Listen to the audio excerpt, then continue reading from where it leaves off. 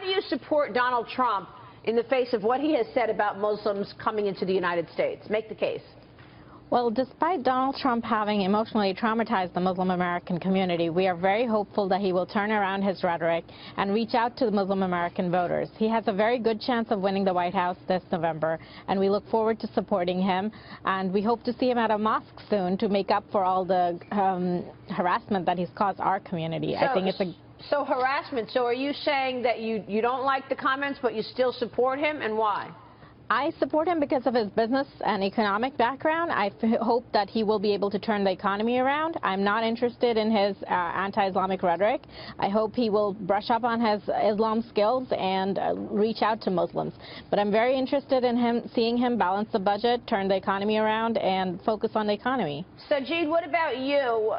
How do you support Donald Trump given what he has said? And how worried are you about Muslim terrorism? First of all, good morning to all, to you, and especially to the Governor Huckabee. I'm a big fan of yours, sir. Reason I wanted to tell you, most of us, we are coming from the broken systems and broken countries, and we know we have been victimized of radical Islam itself. Look at the ISIS and the other Taliban or Al-Qaeda. They have killed more Muslims, and being an American Muslims, we don't want to see this country as another Middle East or France or Belgium. So the thing is this, he's the first candidate who has brought this radical Islam threat on the table and looking at eye to eye. And most of us, our number one priority is the safety of America. And his rhetoric, I mean, so whatever the people are talking about negative, I think he's coming with explanation and a lot of things that he will ban the Muslims for troubled countries and the war countries.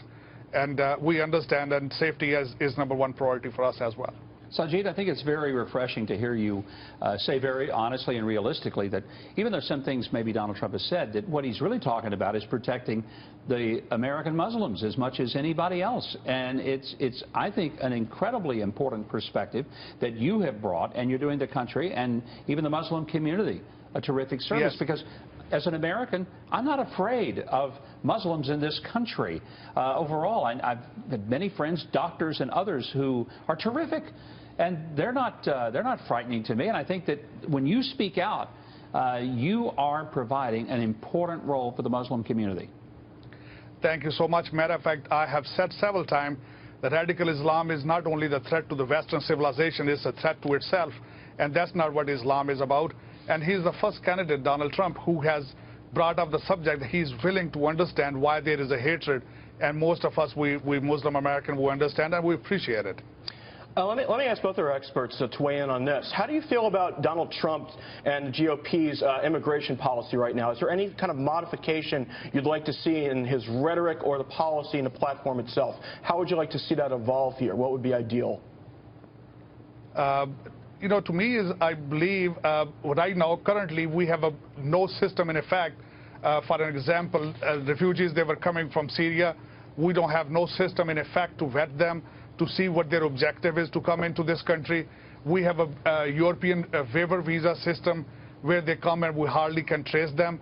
We need a major changes in immigration for the safety of America, and I'm all for that, to be honest with you.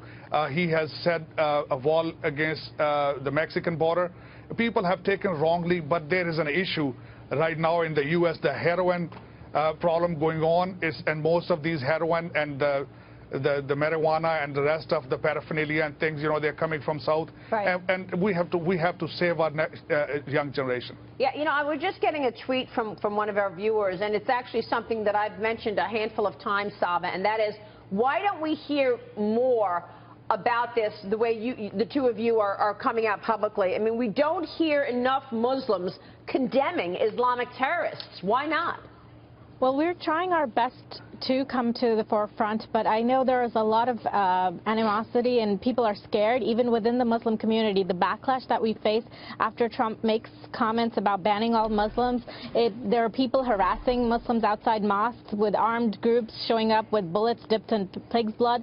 We don't need that type of nonsense in this country. We need to come together and solve our national security problems. And Islam and Muslim Americans are in the best position to solve all of our national security problems. And we hope to look forward. We hope we can solve all of them together and be the face of America. Tegan.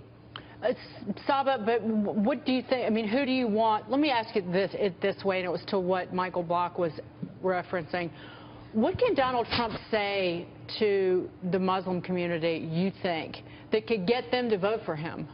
Well, I think Just first one and thing. foremost, he needs to apologize for his comments, because that created a backlash to our community. A lot of hate crimes have occurred, and then he needs to reach out and support Muslim Americans. We want him to be our president, and we want to see how Donald Trump will be representing all Americans and make America great for everyone, So which what includes do you want him Muslims. to apologize specifically about? He said The he wanted to Muslim ban Muslims temporarily until he figures out what's going on. Is Right, that what the you want him to unconstitutional- apologize for? Yes. Yes, definitely, because it's an unconstitutional religious discrimination, and I don't think that that type of a ban will ever get enacted. I think what we need to do is focus on national security, and we need to vet every single person that comes in, regardless of their religion. And I want to see Donald Trump be more supportive of the Muslim American community. I'd love to host him at a mosque. I hope he reaches out to Muslims. There are 7 million Muslim American voters that would love to see Donald Trump change his rhetoric and reach out to our community. But at this point, you're a Muslim American. At this point, you're going to vote for Donald Trump? I will support the Republican nominee. Sajid, you too? Yes, of course. I have American Muslims for Trump, and I'm not only going to vote for him, I'm asking other Muslims to vote for him. And, you know, again, I will just make a correction a little bit. I don't want him to apologize, but he already have explained several times, and some of our media, liberal media especially, is not telling the voters. He has said it that he will ban, and there will be exceptions. There will be, so first of all, the Muslims ban will be from the war-torn countries where the threat is coming. And some other exceptions. Right. So basically, the media has to tell the listeners, and apology that's not the character of Donald Trump. He hasn't done that, and I don't want him to be apologetic on this one. He has brought this issue on a forefront, and when he came up with this idea, it was refugees coming and California incident, and we don't want to have these incidents here in the U.S. because we are living under fear. Our kids are living under fear. And we don't want it. We are American. We are part of this fabric. Yeah. We love this country, and God bless America. Yeah.